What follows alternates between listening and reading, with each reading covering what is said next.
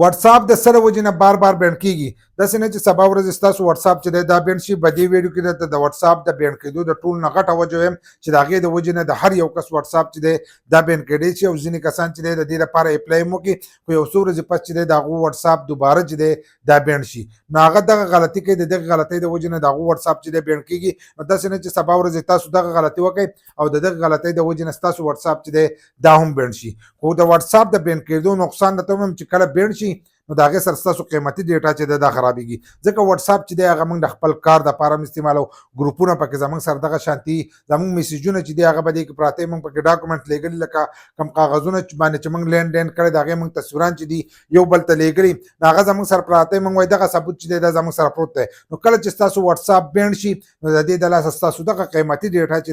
دا خرابه شي نو احتیاط چې دی هغه تاسو له لازم دی چې تاسو احتیاط وکړو نو ستاسو ډیټا چې دا وبچ شي تاسو چې کم قیمتي میسیجونه یا تصویران یا ویډیوګانې یا نور شیزونه دغه هر سره چې دی دا بچ کیږي خو که تاسو غلطي کوئ نو د غلطۍ د وجې نه چې دی ستاسو واتس اپ بینډ کیږي نو ما په دې غلطیانو باندې چې دا ویډیو جوړ کړی دی خو دا د ټول نه غټه غلطي ده دا درته وایم خو ځینې دا وړې وړې غلطیان لکه یو سړی دی بار بار په ګروپ کې یو کس یو ځای کوي او د هغې د وجې نه راپورټ د په اکاونټ والا کیږي یا د حد نه سیوا هغه میسیجونه چې دي دا ورلیږي قسمه قسم د دې لپاره اپلیکیشن یې په هغې باندې میسیجونه ورلیږي نو د دې د وجې نه ستاسو واتس اپ چې دی دا هم بینډ کیږي داسې نور د غلطیانې دي د هغې د وجې نه هم ستاسو واتس اپ بینډ کیږي خو ځینې دغه غلطیان نه کوي او بیا هم د هغو واتس اپ چې دی دا بینډ کیږي نو د ټول نه غټه وجه دا ده چې زموږ په ملک کې خو به تاسو ته پته چې د پی ټي ای نه اکثر زموږ موبایل چې دی دا بند دي لکه بلاک د هغو له طرفه چې دی بلاک جو ځینې کسان خو بلاک استعمالوي د هغو سره په وای فای یا دویم موبایل د ځان سره په جیب کې ایښودی د هغې په تور باندې استعمالوي نو هغه صحیح ده که هغې استعمالوي نو د هغو واتس اپ چې دی هغه نشي بینډ کېدی ځکه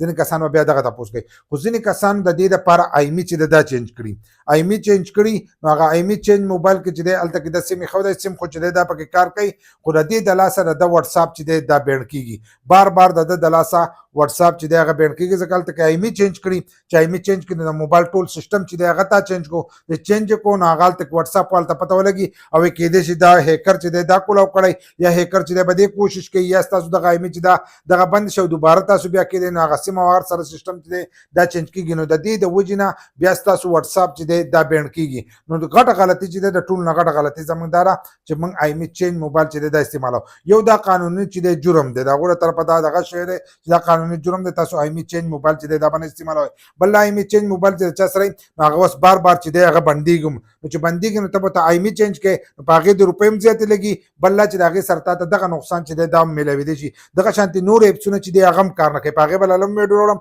چې زیاتره ایپسونه چې دی هغه کار نه کوي او هغه هم ستاسو د دې د لاسه چې دی هغه خرابېدی شي د ټول نه غټه خبره دا ده چې ستاسو واتس اپ چې دی دا به بار بار بینډ کېږي که تاسو اپلای هم کوئ خو ستاسو واتس اپ چې دی دا به بینډ کېږي نو آیمي چینج موبایل که ستاسو سره وي نو دا مسله چې دی دا به د هغې اول نمبر به تاسو آیمي چینج موبایل چې دی دا به ختموئ نو د هغې نه وروسته او بیا ستاسو واتس اپ چې دی دا به کار کوي